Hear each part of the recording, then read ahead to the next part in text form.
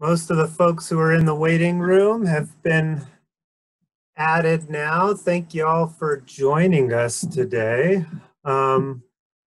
This is the Plug the Leak, Declining Oil and the Future of Alaska's Economy webinar.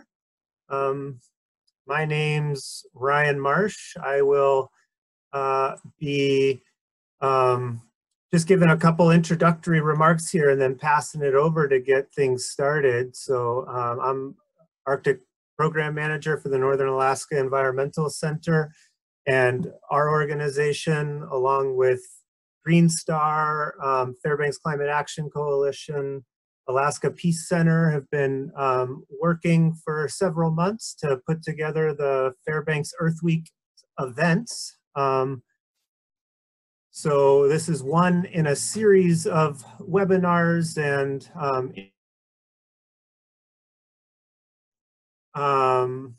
all week long. Some of you may have seen some of the poetry and art walk that got put up at Creamer's Field. That's going to stay up an extra week, I think, now. So through next week, if you haven't been out there yet, go on out and check that out. And just wanted to plug a couple more events coming up before we get started here. Tomorrow we have 2 webinars as well at noon.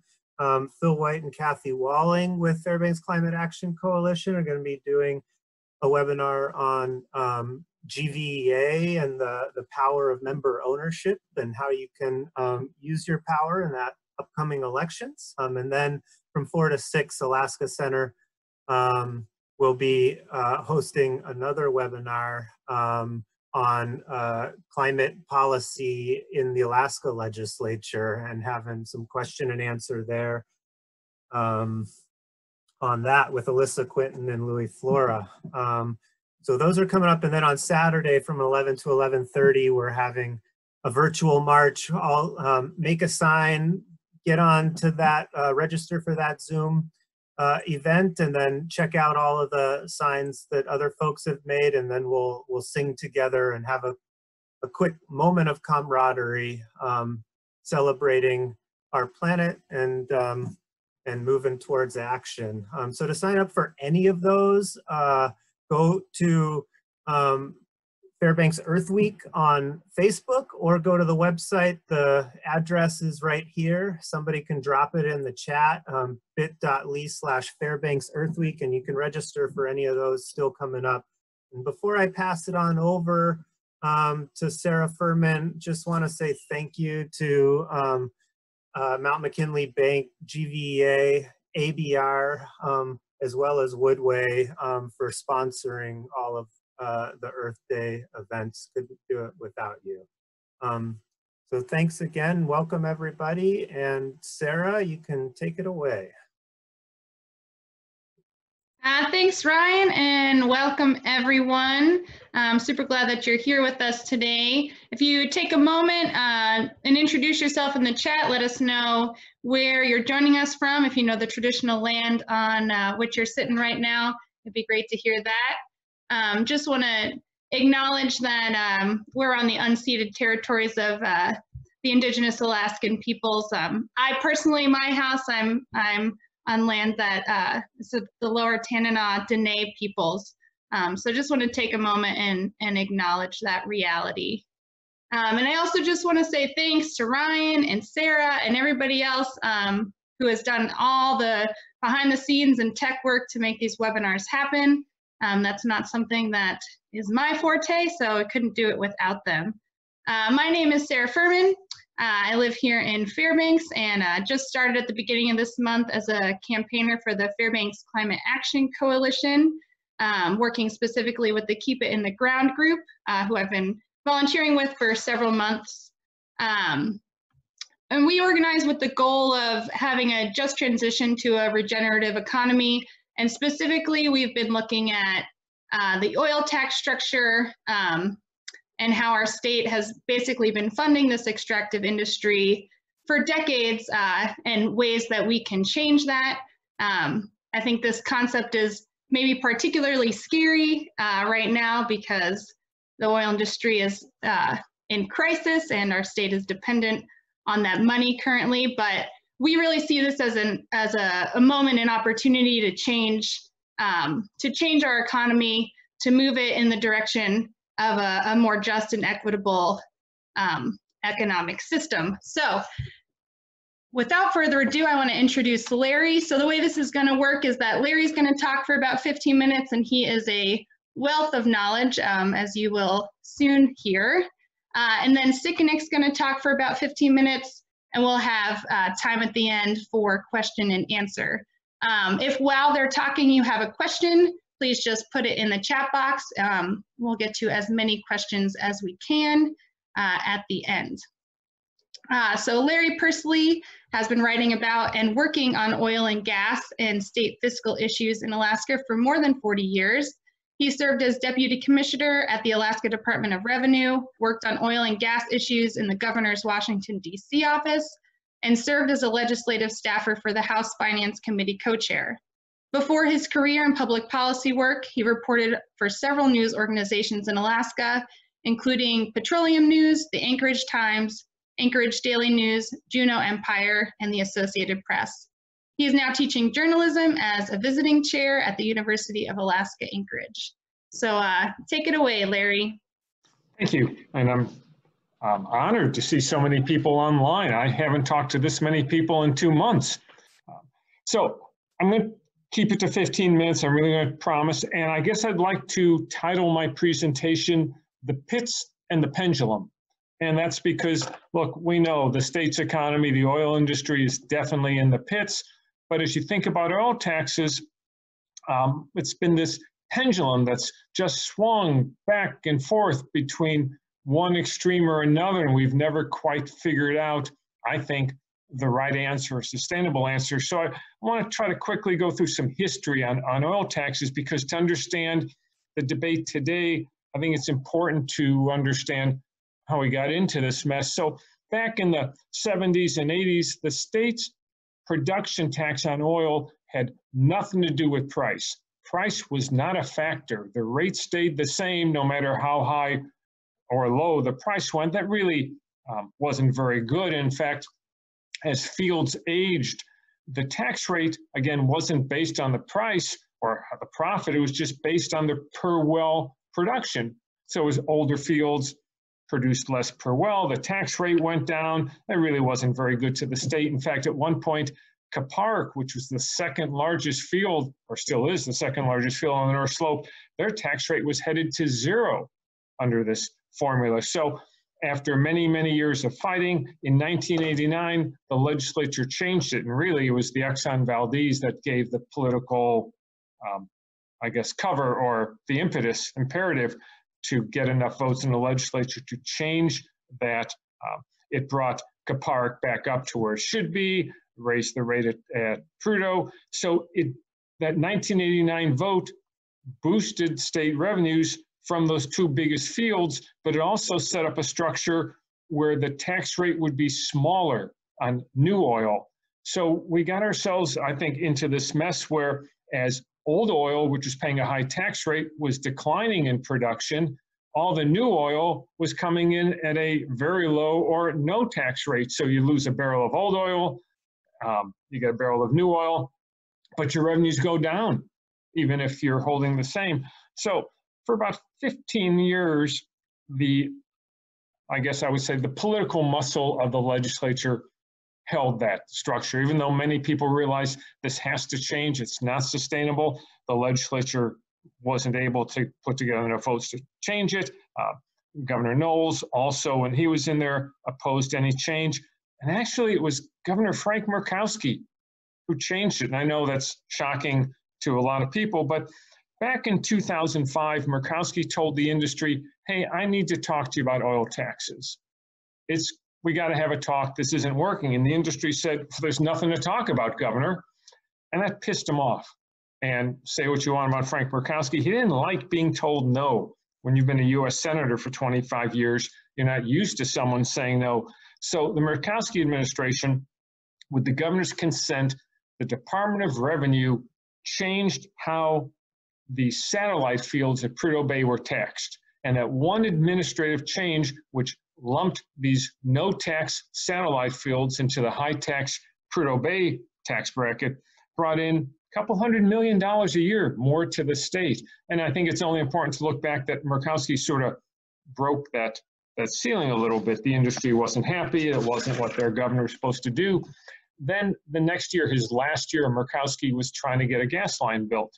And under something called the Stranded Gas Development Act, Murkowski negotiated a deal with the producers. They would build the North Slope gas project. The state would promise not to raise taxes for 30 years. And in return, the industry would agree to doubling the production tax on oil. Well, we didn't get the gas line. The legislature rejected the 30-year lockdown on taxes. The one thing out of those three that the industry got was the doubling of production taxes, the one thing they didn't really want, but that's what came out. So then Palin comes in, takes Murkowski's tax structure where we had doubled the production tax, and she doubled that. So in a couple years, you had more than a quadrupling of the state take under production taxes from the oil industry. And Palin also put in a very steep progressivity factor. When prices went up, the tax rate went up very steeply, very fast, very high. And we got lucky because that's when oil prices went up to 120, 140 a barrel, I think, on some days. And to explain how this works, it's not like your personal income tax, where if you make nothing, your rate's 0, you make a little bit, your rate's 15%, you make some more, and the rate on the next dollar is 25%. Under Palin's tax structure, every time, and tax returns are monthly with oil production taxes, every time the value of the oil went up $1, the tax rate went up $1, but not for that next dollar. That higher rate applied to every dollar back to 1. So it got to the point with that steep curve when oil was at the taxable $90 a barrel and plus. Every time it went up another $1 that month, the state got 95% of that $1 because that higher rate applied to all the dollars. Of course, look, the industry didn't like it. Prices were high. We made a lot of money with the state. Investment by the industry, they scaled it back because they said, hey, you're taking away all the upside at high prices. So they cut investment, but the state was rolling in money. Parnell came in 2013, pushed through a new tax bill that eliminated progressivity, just wiped it out. As kind of a political compromise, he said, well, hey, the Palin tax rate was 25% of net. And Parnell said, my bill is going to have a 35%. So we're eliminating progressivity, but it's a higher rate. Well, it was sort of a bit of phoniness, is the nice word, because they put in a per barrel deduction. So between $80 and $150 a barrel, the producers are allowed to deduct somewhere between $1 and $8 a barrel off the tax check that they send to the state. Now you wonder, well, between 80 and 150, well, back then oil was $108 a barrel. So they thought 80 to 150 seemed like a reasonable range for this extra deduction. And I guess to me, that's sort of a reminder, if you're gonna have a good tax structure, it's gotta be one that fits a wide range. Don't write a tax for what the situation is that year. So it's kind of functions, well, I guess a good analogy is, I doubt there's any corporation in this country that pays the full corporate tax rate under the IRS code. They find ways, deductions and such.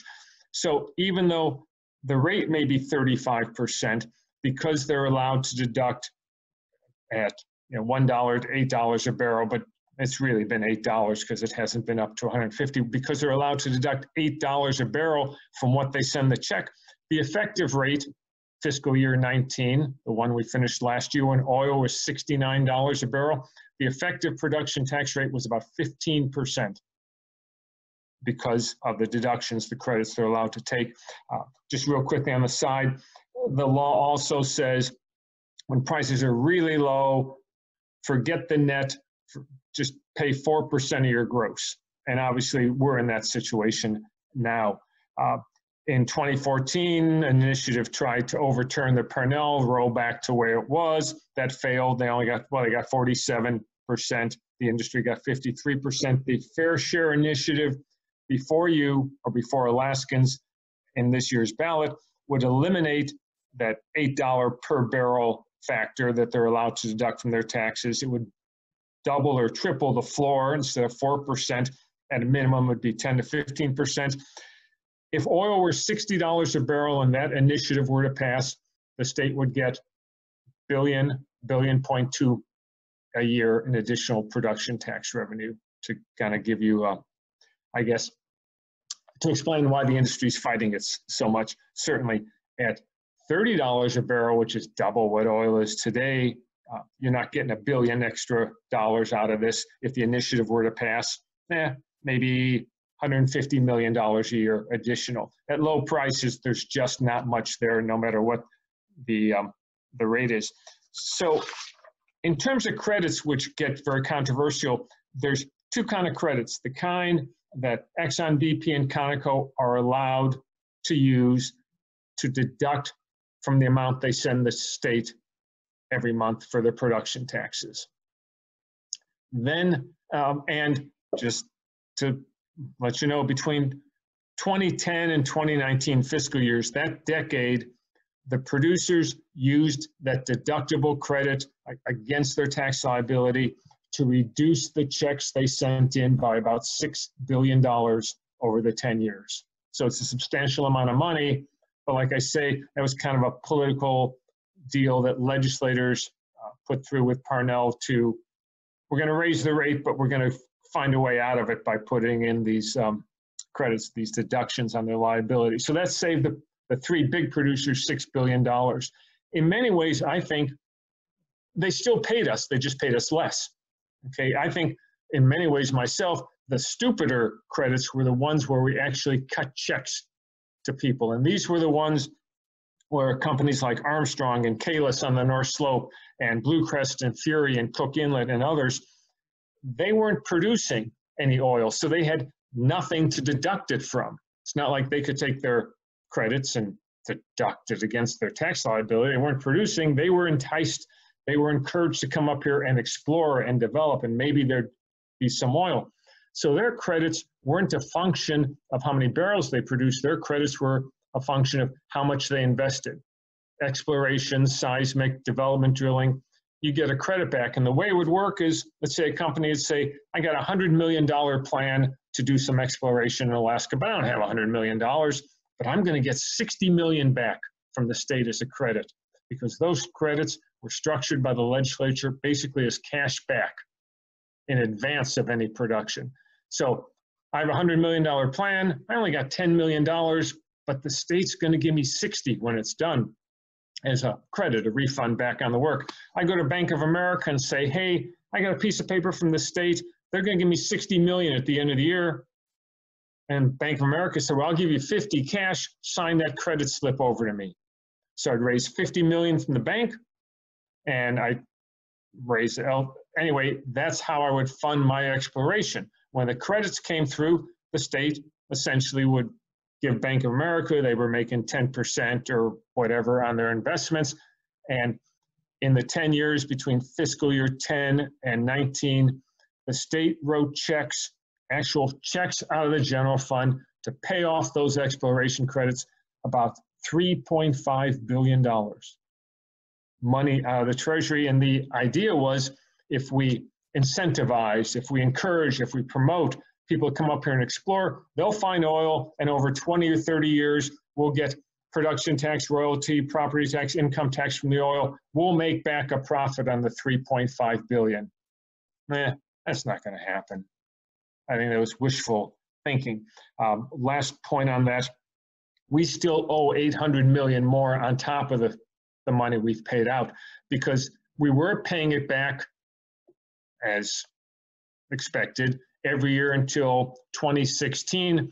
At that point, the state started getting broker than it had been for the previous 30 years, and we stopped paying those credits back in full, and they just accumulated. So the state owes $750, $800 million on those credits, where we've essentially stiffed the company and their bank, and it's in court, and I don't know how the hell it's going to settle. But anyway, you add that in, it's about $4.3 billion that we will have paid to those companies. Of course, when the state stopped reimbursing them under this credit program for their exploration, they stopped because they didn't have enough money on their own. So one of those unfortunate things. Some people thought it was a great idea, but it has not worked very well. So I guess in closing, the last point I'd like to make is, as we think about the state's economy, our over-reliance on oil dollars for decades, there's something called the Alaska disconnect. I don't know if people have heard of it, but what it means is you can talk about economic diversification all you want and new business up here, but unless that diversification, unless that new business produces a barrel of oil, the state doesn't get anything out of it. You entice or incentivize, to use those words, which I hate. Someone opens up an aluminum smelter or a new business in Alaska. There's no production tax, there's no royalty. They may have a lot of employees, which means the state's got to fund schools and roads and more troopers and all the services, but because the state doesn't make any money off that economic activity without a sales tax, without an income tax, small corporations are exempt from corporate income tax. Any economic activity and new employees and services you got to provide are a loser for the state general fund. We're disconnected from reality with that. So unless it's a barrel of oil, we don't get anything, essentially. And I think that's something the state's got to correct as we go ahead. Otherwise, why would we want a new business in Alaska? Great for jobs, does nothing to pay for public services on a state level. And with that, hopefully I kept it to 15 minutes.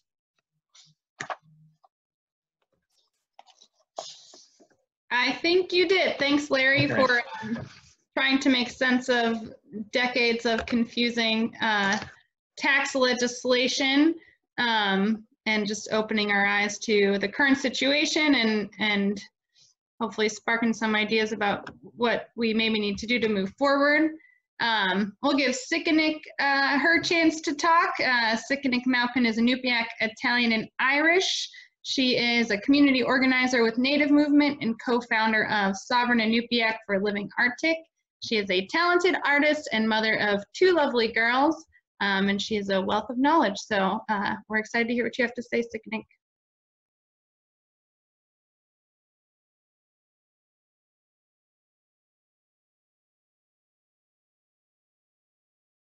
Unmute myself.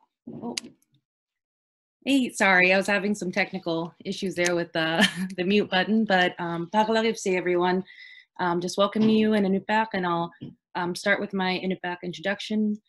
Uvanga Siqiniq, Aningaringa Utkiag Bigmi, Akaga Harriet Maupin, Apaga Raymond Maupin, Akaluga Lina Kalhakpak Simmons, Apaga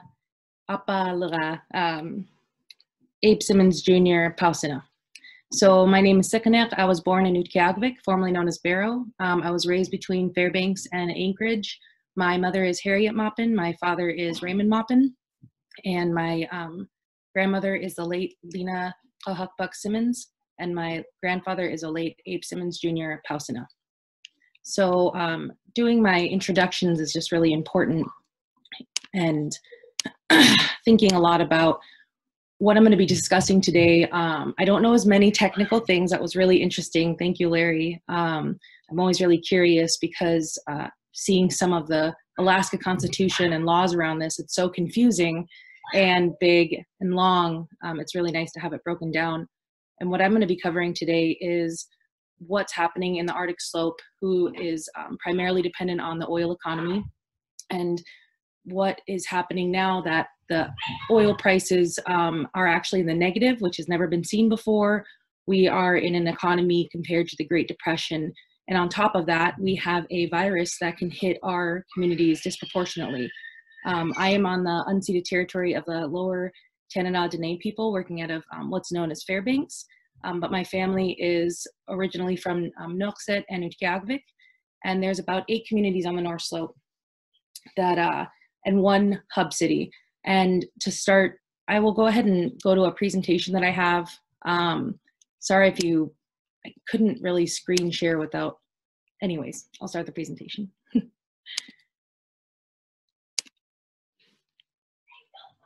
Are you not able to share your screen, Siqiniq? I am. Sorry, I was trying to play the presentation, but then it kicks me out of the Zoom, so I was confusing myself. And I'm looking for my presentation right now. It's not showing up on my screen share, the one that I wanted to present. Maybe it's right here. Yeah, okay. All right, I'm hoping. Great. Great. I'm gonna go ahead and play the presentation now. Thanks for being so patient. I'm also not a super tech savvy person, so it's been an adjustment.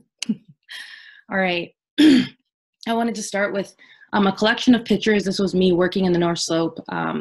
And each one of these visits wasn't just work for me. As you can see, I'm in the corner of the left-hand side at the top. Those are my daughters. We were on a work trip for a conference in Utqiagvik, and we're invited to go to Nuiqsut for a camping trip, which my work allowed as a way to gain knowledge in the work that I'm doing. So we went and hunted caribou, and these are my daughters hunting a caribou for the first time. In our language, it's called tutu, and they were eating the ends of the antlers.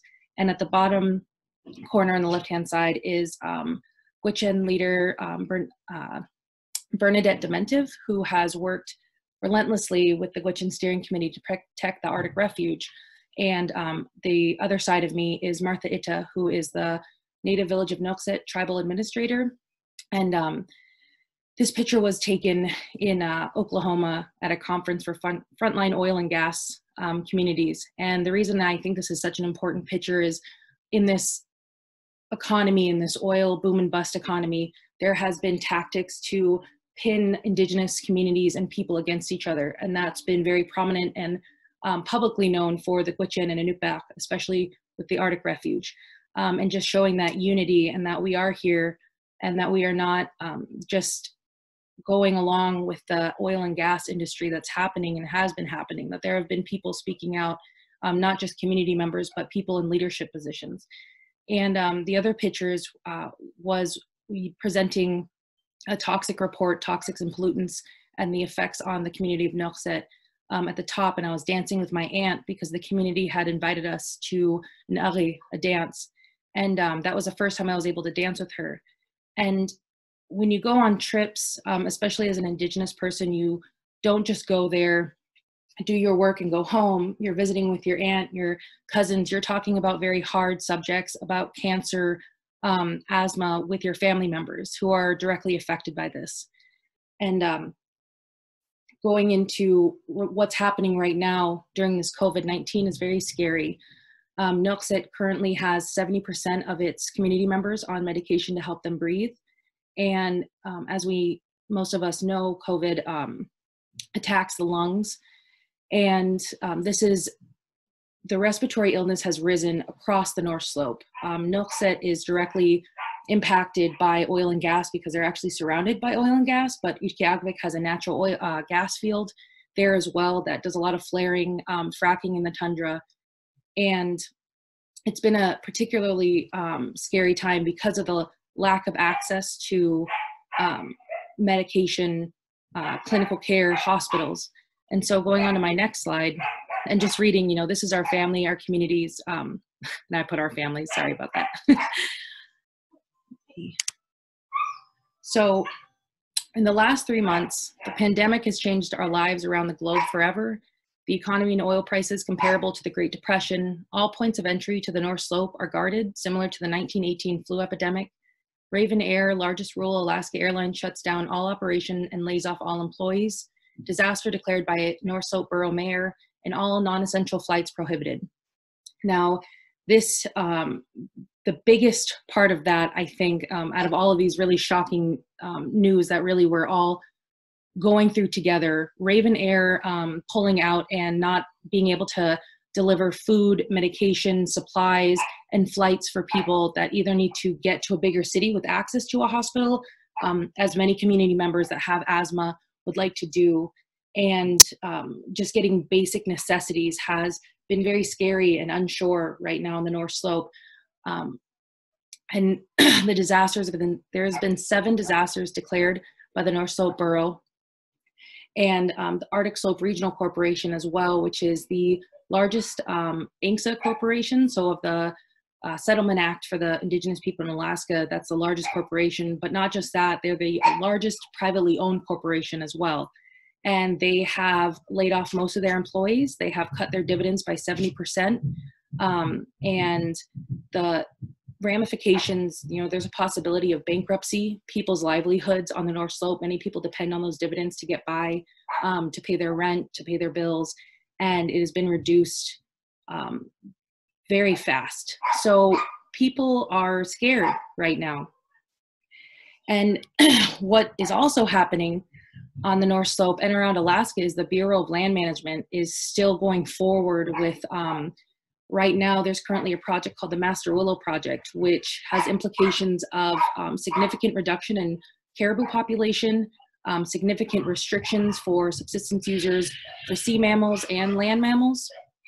And this is this presentation and the, sorry if you can hear my kids and my puppies in the back. The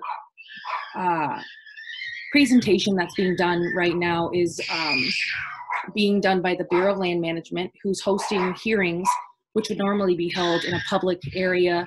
And this has been extremely problematic because there's such lack of access to internet in the rural villages.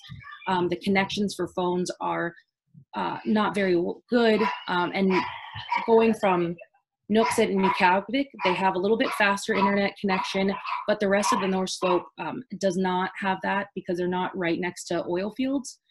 And so what we're seeing on these calls is multiple drop calls. People are not able to access the internet or it freezes a lot. I actually just attended the Nuiqsut hearing for the Bureau of Land Management, and the person facilitating the meeting was off of the meeting for about 5 to 10 minutes because they had issues, and they're located in Fairbanks, which is the 2nd largest city in Alaska.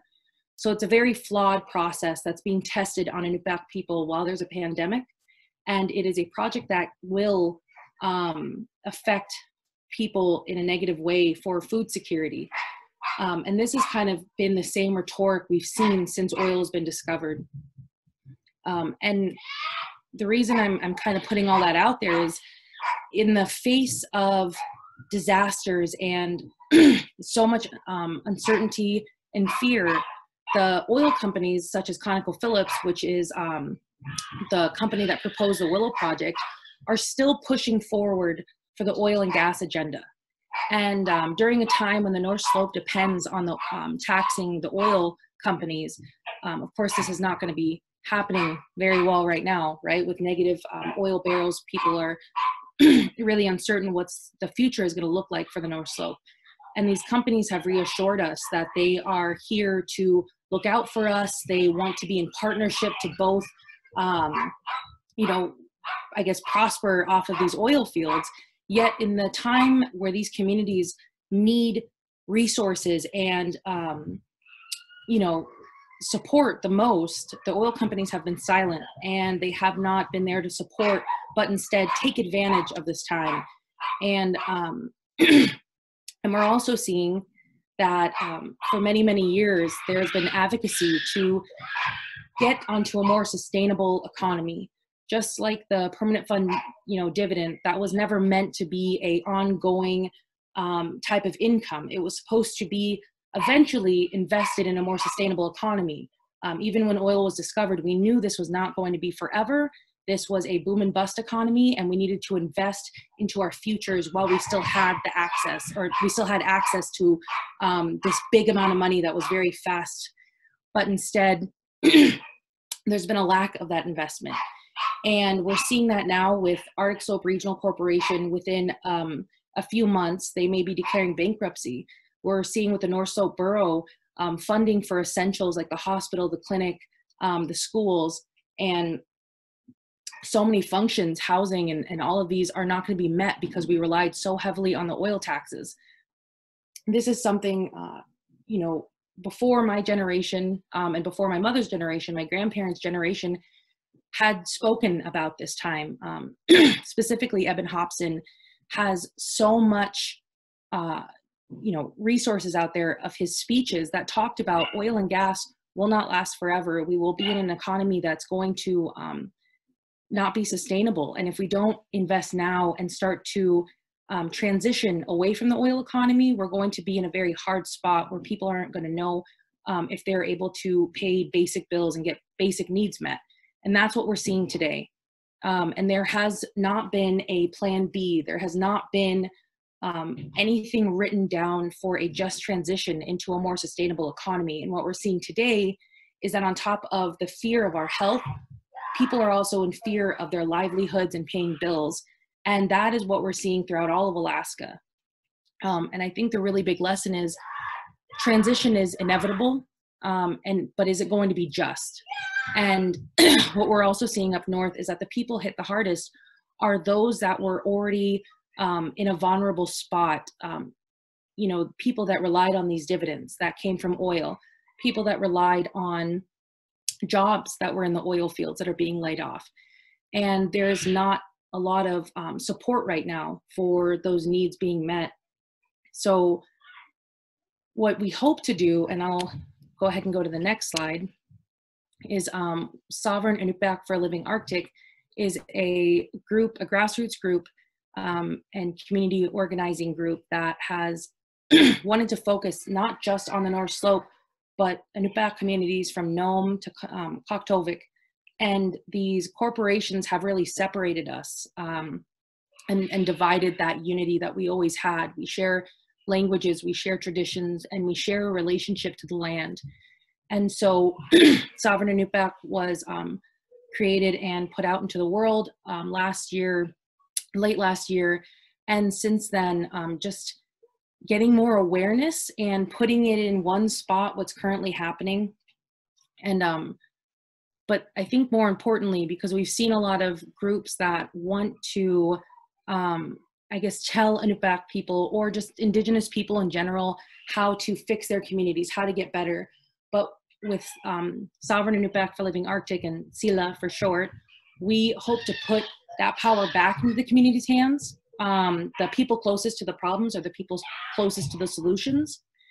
And we work from, principles, and just reading a quick definition of an Inuit, plural Inuit, literally possessor or master, is a spirit or soul that exists in all people, animals, lakes, mountains, and plants.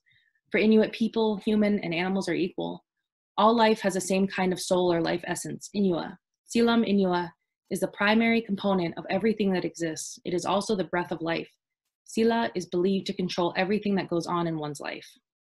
And this is, something that is inherently put into a just transition perception. And when we look at the current state of things, the resource extraction, the very much change in values from my grandparents' generation, who had advocated against oil and gas and who had said, we are doing this so that our people can get by and get basic needs, but we will transition and we will not cause so much destruction to our land that our animals and our water and our everything around us will be negatively affected. But unfortunately, my parents' generation had a very different mindset, and we can see this by our caribou has signs of starvation. We're having these meetings for this Master Willow project that state clearly this will impact and decline the caribou population. Our whaling, which is a part of our life. And speaking of a just transition and being able to equitably support everyone, including our relatives with 4 legs, including our relatives in the water, that's really going to be, it can't be oil anymore. It can't be an extractive industry. It has to be something that's sustainable for all. And that is the Untitled values. I believe I have, that was the last slide. And I'll go ahead and get myself back here. I don't know how to. But you guys can just watch that for a second. Am I about 15 minutes in or? Yeah, you're right about that. Okay. I'll go ahead and. I think you're no longer sharing. Oh, great. Screen, Siqiniq. Thank you. I'll go ahead and just close up then and say that I'm really excited about going into the future. Although it seems really scary right now and uncertain, what was told for me and for people before me that had been saying, kind of predicting the state that we're in today. When we had said we need to transition away, we need to get to a more sustainable economy, we were told it's impossible. There is no way you can shut down the oil fields today. Everything would collapse. We wouldn't know what to do. But we're seeing right now the most important things in life is food, water, health, and shelter. These are the essentials that we need in life. And it has become, not just locally, but globally, we're seeing that that is the priorities that we all have to save and work towards.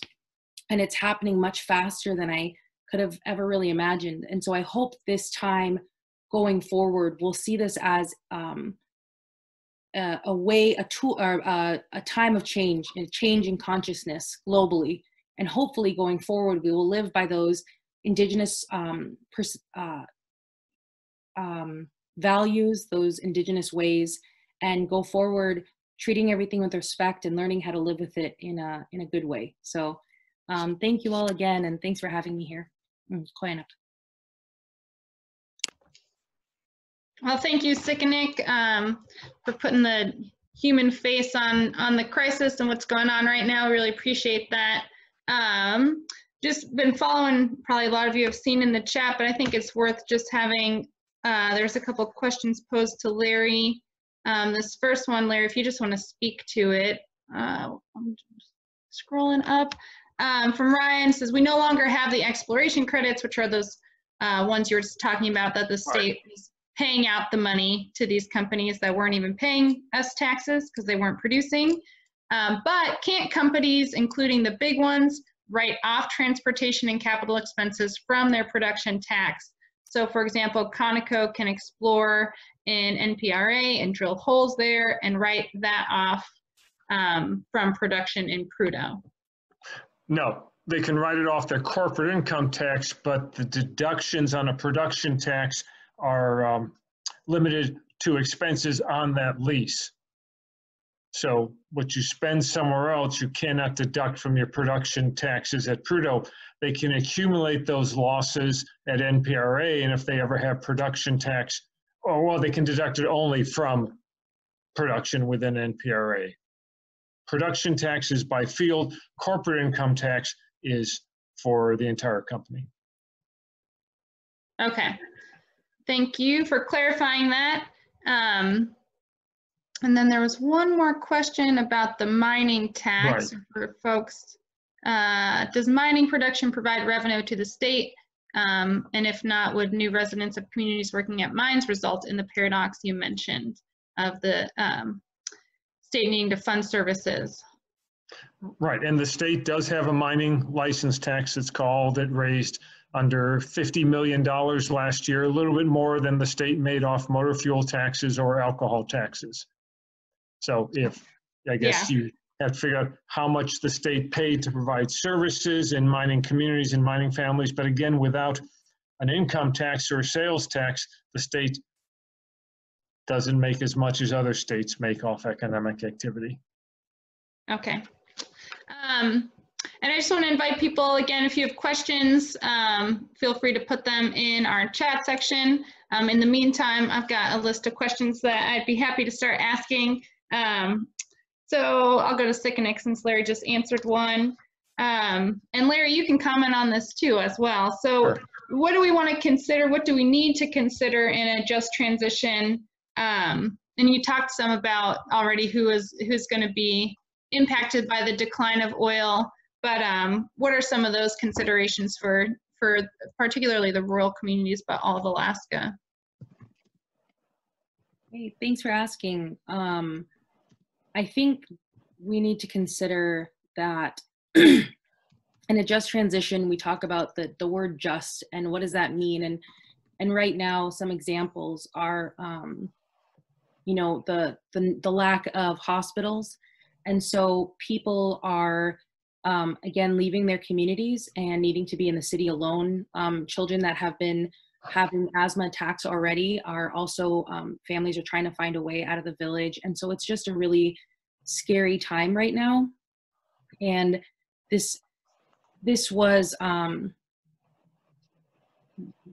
a system that made this type of disproportional effects happen when we see this systematic racism, this environmental racism, when we have extractive industry that are targeting indigenous communities that have lack of resources and lack of some of the, colleges and these classes about law and what their rights are, and being held in this economic hostage situation.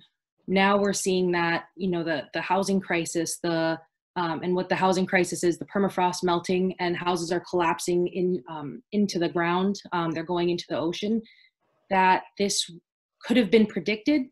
And going forward, how do we stop when a natural disaster does happen, which it will? And we've seen it time and time again, that when communities of color, communities that have been historically in poverty are hit the hardest. Going forward, how do we protect those people? How do we have more equitable access to hospitals, respirators, and these types of equipment? And also, how do we protect people that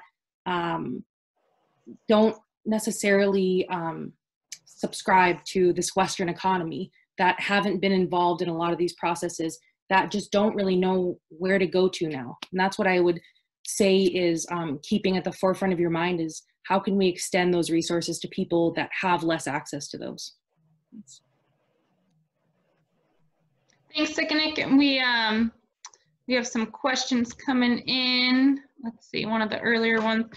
Jessica asked, and I think this is going to be a really important conversation moving forward, trying to figure out how to fund the state with oil declining and likely never returning to the profit levels that we have seen in the past. So how do we engage in a conversation about income tax in a recession or a depression? Larry, do you want to try to take that on? Do you have any ideas on that? Well, you painfully enter into it. I think we have to realize we will never, I don't think, and this is certainly my opinion, ever have anything that generated revenue for the state general fund like oil.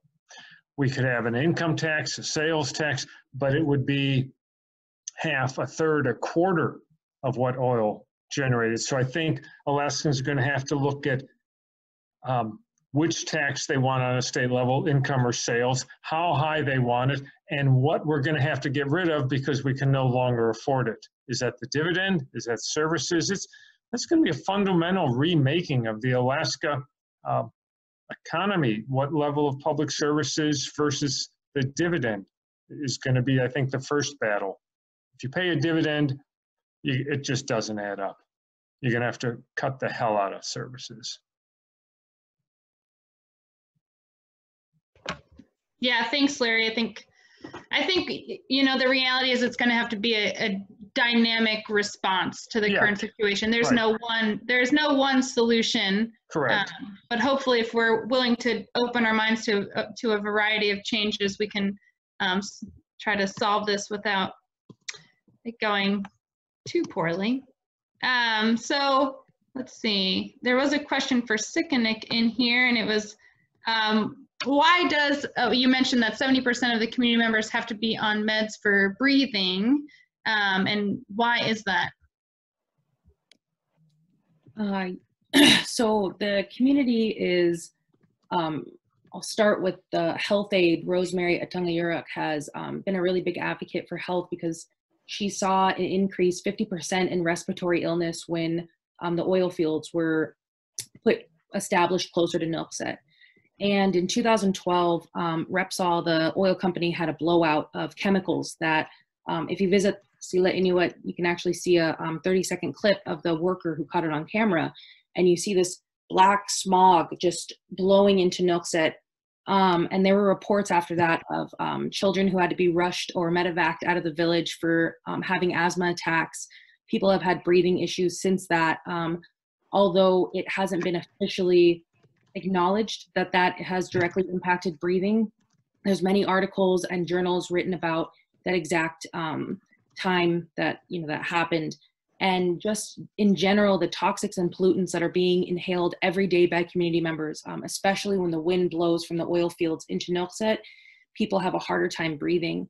And so now what we see is 70% of the communities are on medication to help them breathe. And some of the disputes are, there's tobacco, there's exhaust running in the winters, but this is, unreal to see a 50% rise and then to not acknowledge the information that's been established of the side effects of the pollutants and toxics that these companies are stating that are being put out there. Benzenes, turulose, I wish I had it in front of me. These very serious chemicals that they attack the lungs. So I don't think it takes a lot to connect the two. I hope that answers the question. And I also wanted to say for the last question, just to pose a question for people to think about is what are you willing to give up? Because unfortunately, going forward, there is no way to get an economy that will support many of the ways that we have been living. And that is buying $70,000 vehicles, $100,000 boats, $500,000 homes that are too big for us, that are unnecessary, having multiple vehicles when you don't really need it. These are the type of luxuries that we're going to have to ask, are we willing to give up to have a more just transition into an economy that is sustainable? We can't go back, and that's including our lifestyles. And I think that COVID-19 has really shown us again what is priorities and that we can give those things up. But what's most important is the access to clean air, food, water, and shelter in our families. Yeah, thanks, Siqiniq. And I think it's true. There's going to be solutions that are both, people are going to have to make personal changes and accept changes in how they live their lives, as well as statewide and nationwide changes in dealing with both the current oil crisis and just the climate crisis as a whole. I wanted to go back over to the questions, and I think Pamela just asked, Larry, if you know how much profit in oil worth did the oil companies haul out of Alaska since PB began and last year? I don't know. Nobody knows. BP and Exxon are not, companies are not required to break out their profit statements, how much they made in Texas, how much they made in Alaska, how much they made in Azerbaijan or the North Sea. And Hillcorp, particularly, since they're a private company, doesn't have to report anything. Conoco historically is the only one who has said, this is how much we made in Alaska, this is how much we made in North America, this is how much we made in Australia. Conoco's Alaska operations have always had a higher profit margin than anything else, and that's not our tax structure. That's a function that Conoco does not produce gas here.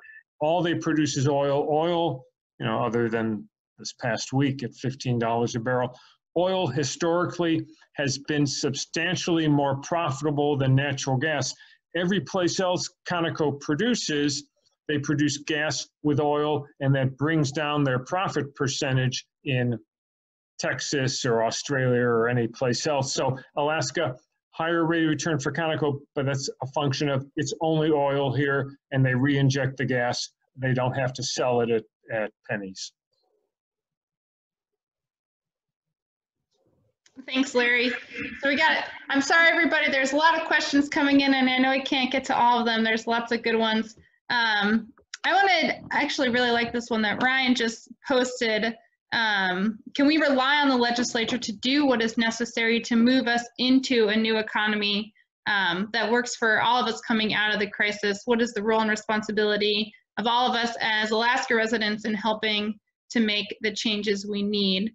And I think, historically, Larry, you spoke to the tax structure just like going back and forth, and it doesn't seem like it was necessarily made for the good of Alaskans over time. So it's, it's an interesting question to say, like, can we even trust our legislature at this point? And if not, what can we do? And I think Siqiniq or Larry could speak to that. The short answer is elect better legislators. the legislature has the power to adopt an income tax, to structure the permanent fund, to decide what services are going to provide. Right now, as we know, the governor has a solid block of legislators with him that prevent any veto overrides, that believe in an unaffordable full dividend that would go to their grave before they vote for an income tax. So it's going to come down to November and electing a majority of good legislators. Did you want to add anything, Siqiniq? Yeah, so I'm looking at the chat right now and trying to multitask, but I think that we can see that many of the people that we've had in governance, I'm be truthful, I'm not super familiar with the government structure in terms of trying to get an answer right off the top of my head, but a lot of the same people have been in office that are not progressive, that are not acknowledging the serious effects we're seeing outside. And I think that people power, community organizing, we see makes a huge difference. And when we have a team, for example, like Larry, who has so much knowledge of this technical information, and then you have people that are grassroots and they are in the communities, and you're getting them together, that going up to the legislator or going up to these places that hold these decision-making powers is where you're going to see a lot of those changes happen. So you go out and vote. You also get people share knowledge about the candidates, and whoever you know that could represent us, get them to sign on and run. Thanks. Yeah, I was just right, because I've noticed a shortage of good candidates in a lot of districts. People run unopposed, there's no one good, and it's got to get people willing to endure the hell of social media that's going to come down on them if they run for office. But it's the only way you're going to change some of those seats. Yeah, thanks for that, you guys. And I think there's a lot of ways that people can engage in their communities beyond just voting, and voting is important, or putting yourself out there and running for a position or an office. That's a great way to go. But there's also, I mean, there's nonviolent direct action, and there's art, and there's just all kinds of ways that people can get involved. And I'm gonna kind of close on that note and say, like, we need everybody. We want policy analysts, and we want artists and graphic designers, and we just need everybody in this movement to rise up and choose the right path for Alaska's future. And we want to, and I'm going to just ask Ryan to make the chat private, because if you want to stay involved and you want more information, we just want to invite you to put your email address in the chat, and we can get in contact with you after. And King, the Keep It in the Ground working group, is just one working group that's part of the FCAC, Fairbanks Climate Action Coalition. So there's regenerative economy, there's renewable energy, there's interfaith, there's policy and politics, there's all kinds of different groups, and we would love to get you connected with the one that matches up with what you want to work on. And on that note, we also have the general meeting, the FCAC general meeting is on May 2nd from 10 to 1. And that's a great opportunity to show up on Zoom. And you can learn about all of our working groups and see what we've been doing, and get connected there. And there was also some good resources posted in the chat by Jessica and Lynette, I think both posted on Just Transition. So if you want to learn more about what a Just Transition framework actually looks like, what we're going for as we move out of an extractive economy, those are some great resources. So let me see, I just want to make sure I'm not forgetting to mention anything. I don't think so. So thank you all for attending. Again, put your email address in the chat if you want more information. We can connect you up with different groups, or if you want to be involved in our campaign to try to keep the oil in the ground and change how our state functions. We would love to have you, and have a great night. Enjoy the sunny weather. Hey all, before we close here, I just want to mention one more thing. I know that Jessica, I think, put in the website for justtransitionak.org. Just want to shout out to a bunch of webinars that they're putting on. There's a whole group, coalition of organizations across the state putting on webinars to discuss a just transition for Alaska, and well worth getting plugged into those and tuning in. They had one, I think, yesterday that was pretty incredible.